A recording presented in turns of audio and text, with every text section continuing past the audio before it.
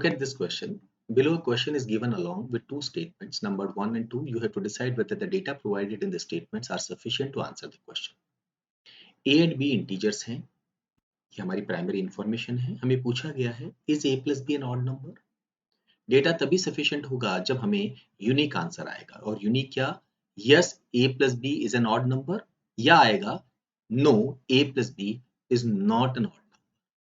अगर हमें एक ही स्टेटमेंट से दो कॉन्ट्राडिक्टरी आंसर मिले तो वो आंसर वैलिड नहीं होगा. फर्स्ट स्टेटमेंट पे नजर डालते हैं. a 8 से बड़ा है और 11 से छोटा है. स्टेटमेंट 1 से सिर्फ हमें a की वैल्यूज पता चली हैं. ये 9 और 10 में से कुछ भी हो सकती है. हम इस क्वेश्चन का आंसर नहीं कर सकते हैं क्योंकि b हमारे पास नहीं है. अब हम जब सेकंड स्टेटमेंट देखेंगे तो फर्स्ट स्टेटमेंट हमारे लिए एग्जिस्ट नहीं करता है. b 7 और 10 के बीच में है तो b की पॉसिबल वैल्यूज आ गई हैं 8 एंड 9. ये भी सफिशिएंट नहीं है क्योंकि यहाँ पर हमारे पास एक ही जानकारी नहीं है. जब दोनों में से कोई भी स्टेटमेंट सफिशिएंट नहीं होता तभी हम दोनों स्टेटमेंट्स को क्लब करते हैं. अब इन दोनों को क्लब करने पर हमारे पास a की पॉसिबल वैल्यूज और b की पॉसिबल वैल्यूज आ गई हैं. बट क्वेश्चन पूछा गया है क्या a plus b odd number है. अगर मैं a को ये और b को ये लेता हूं तो 17 इज एन ऑड नंबर. पर अगर a को 9 और b को 9 लेता हूं तो 18 इज एन इवन. प्रॉब्लम ये है कि क्लब करने पर भी हमें कॉन्ट्राडिक्टरी आंसर मिले हैं. एक तो कहता है yes it is an odd number और दूसरा कहता है no it is not an odd number. So therefore in even अगर हम दोनों को एक साथ मिला दें हमारा क्वेश्चन का आंसर हम यूनिकली नहीं दे सकते हैं. थर्ड ऑप्शन हमारा आंसर होगा the data in statement 1 and 2 together are not sufficient to answer the question. Next question. Study the graph and answer the question that follows. The graph indicates the cost of the production of a firm. A B C D चार अलग अलग हमारे पास में यहाँ parts हैं. A represent कर रहा है रॉ मटेरियल कॉस्ट को, B packing material, C fix manufacturing expenses and D labour cost. D का परसेंटेज यहाँ पर नहीं गिवन है. Can we find out? 49 और 11 60 और ये 39.5 मिलके 99.5. तो डी के पास में 0.5% ये शेयर होगा. The total value in rupees of all the sectors is 120 lakhs. 120 lakhs total हमारी वैल्यू है in rupees of all the sectors. Total labor cost increases to rupees 2.4 lakh. Labor cost है कौन सी? D.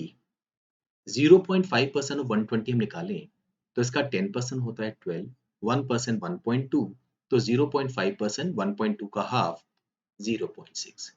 शुरुआत में ये 0.6 है, अब ये 2.4 हो चुका है. What percentage increase does it represent?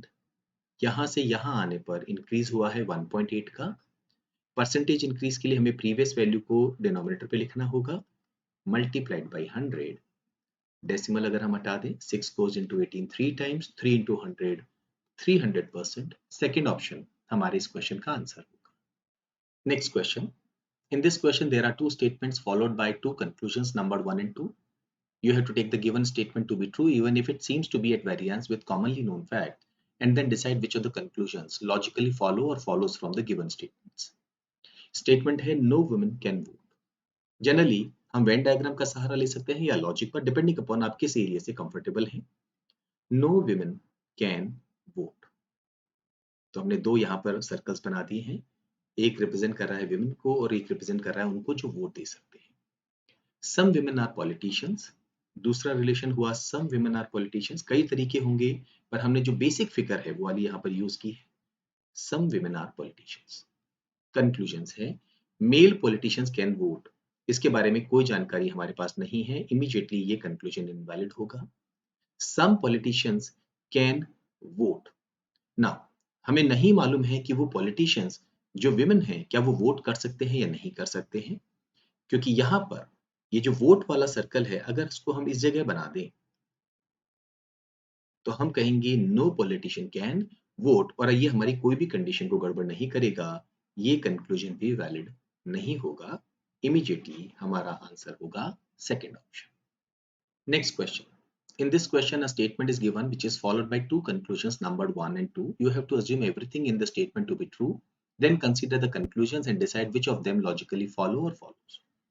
Statement है fortune favors the brave.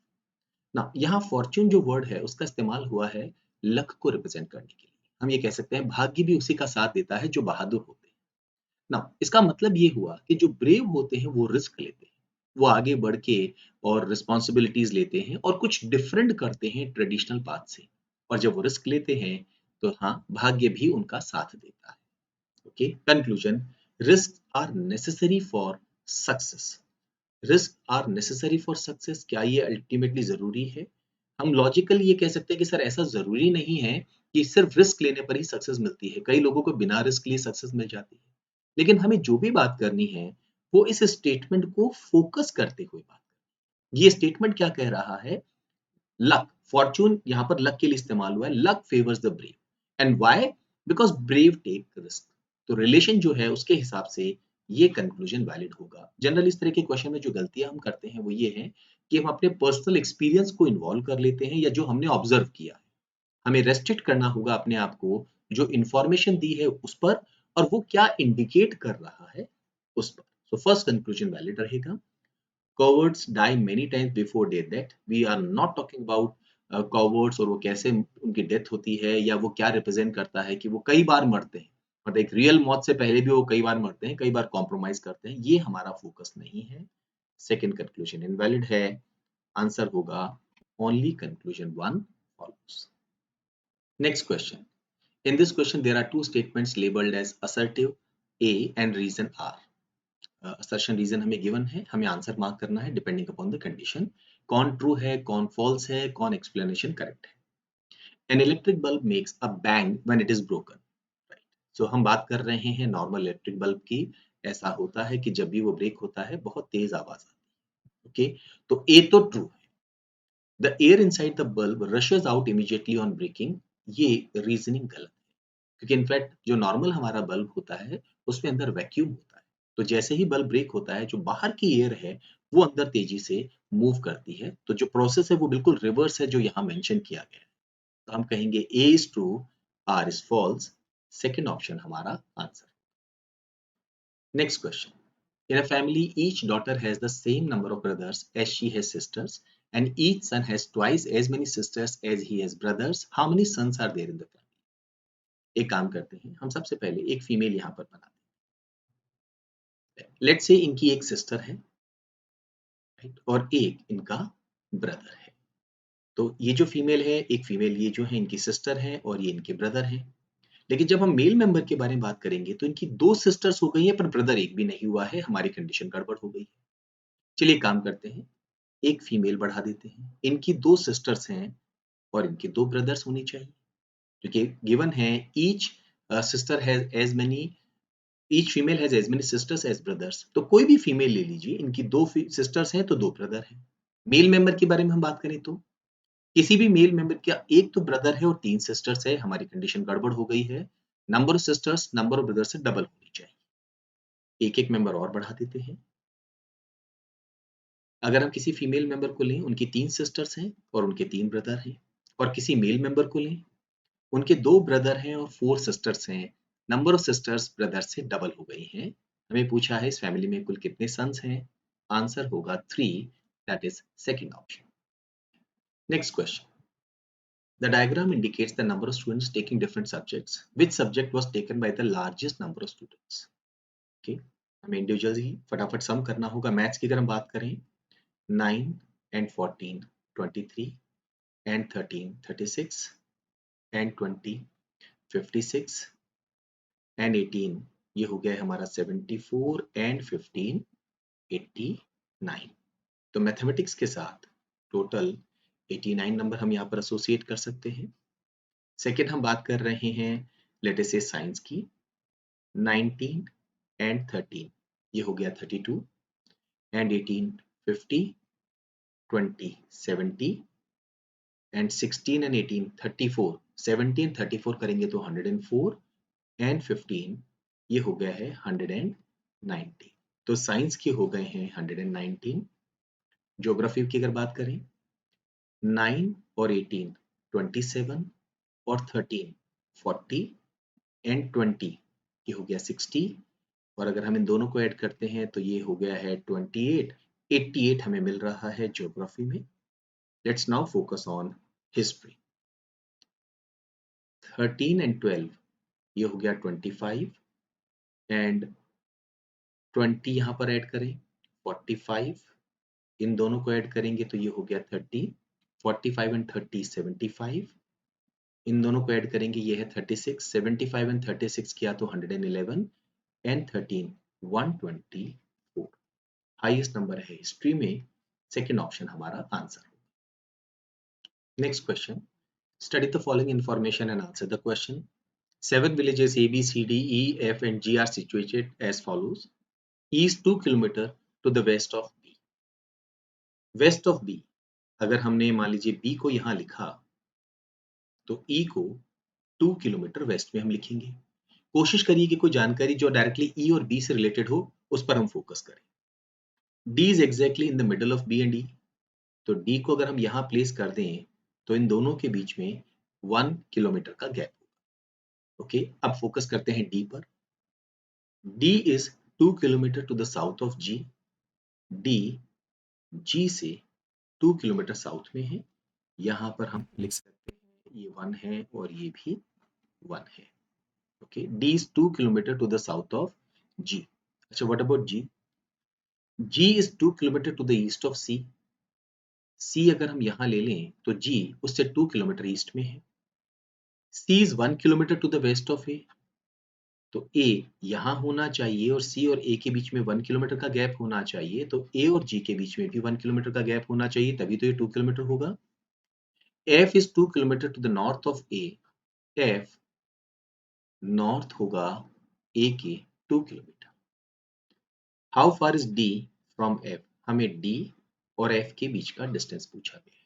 तो यहाँ पर दो कंपोनेंट होंगे, एक वर्टिकल और एक हॉरिजॉन्टल डिस्टेंस। वर्टिकल डिस्टेंस की अगर हम बात करते हैं तो वह है 2 एंड 2 4। तो F और D के बीच में वर्टिकल डिस्टेंस तो है 4 किलोमीटर। What about horizontal?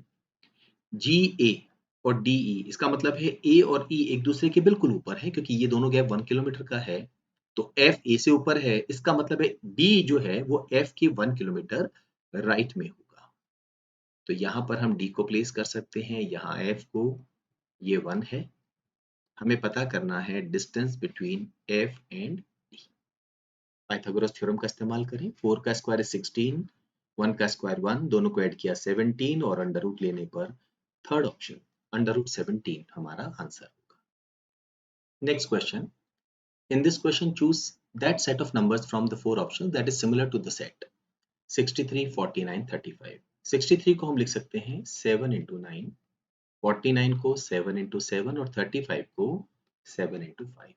तो हम यहाँ पर ये कह सकते हैं कि एक फैक्टर तो इनमें कॉमन है 7 और बाकी जो दो फैक्टर्स हैं उनमें 2 का गैप।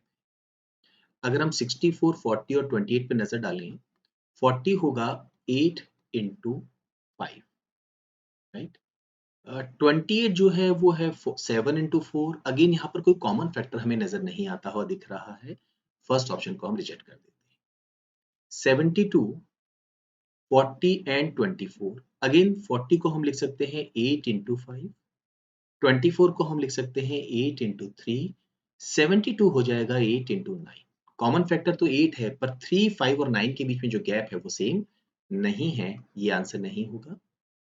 अगेन 72, 48, 24, अलग अलग तरह से हिट एंड ट्रायल हम कर सकते हैं। मे बी हम यहाँ पर कर सकते हैं 6 into 4, ये 6 into 8 और 6 into 12।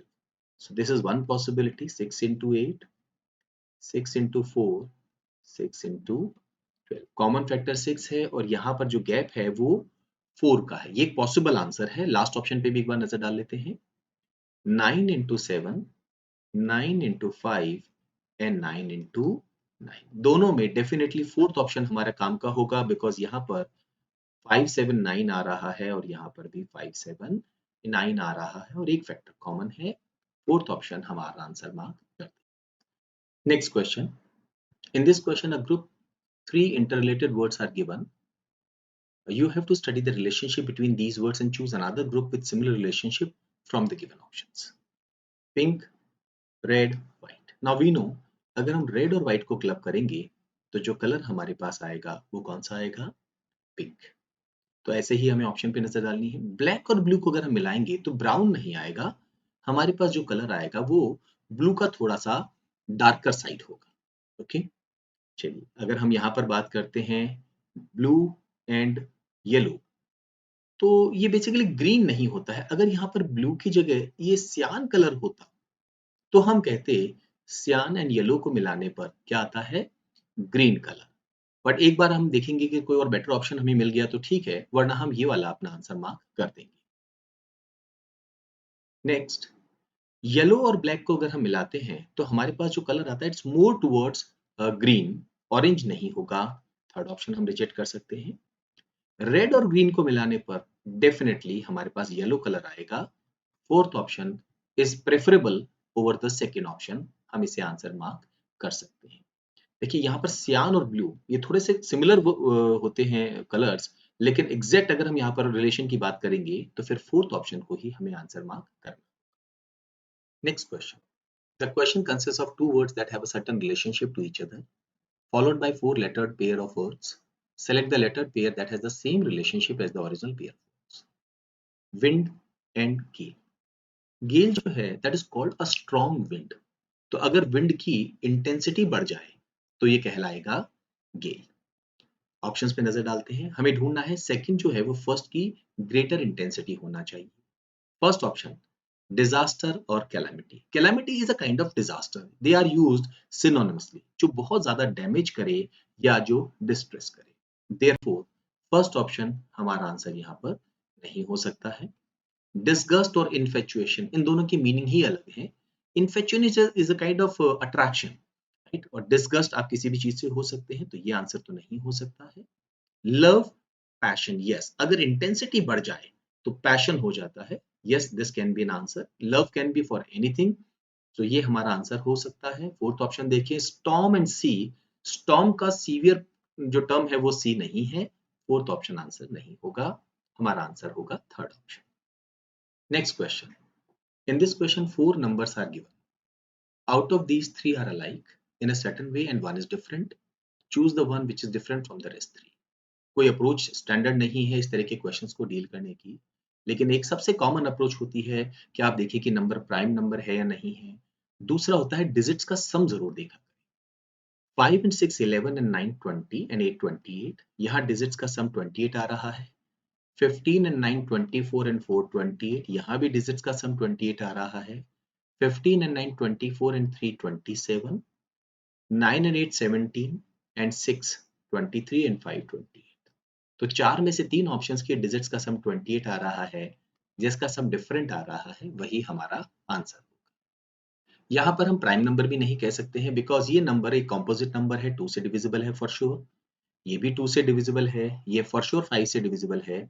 ये नंबर हर हालत में 3 से डिविजिबल है बिकॉज सम ऑफ डिजिट 27 3 का मल्टीपल है। तो प्राइम नंबर वाला कंसेप्ट यहाँ इन्वॉल्व नहीं होगा, डिजिट सम पे हम फोकस करेंगे। Next question, in this question 4 groups of letters are given, out of which 3 are alike in a certain way while one is different. Choose the order.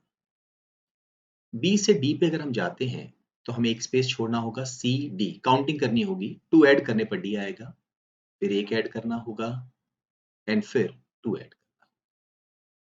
K से M पे अगर हम जाते हैं तो अगेन 2 ऐड करना होगा। M से N पे एक ऐड और N से P पे 2 ऐड करना। P Q R 2 ऐड किया, R S 1 ऐड किया, T U 2 ऐड किया। टी यू वी होना चाहिए था, जबकि यहाँ डब्ल्यू है। इमीडिएटली हम कहेंगे यही ऑड वन आउट है।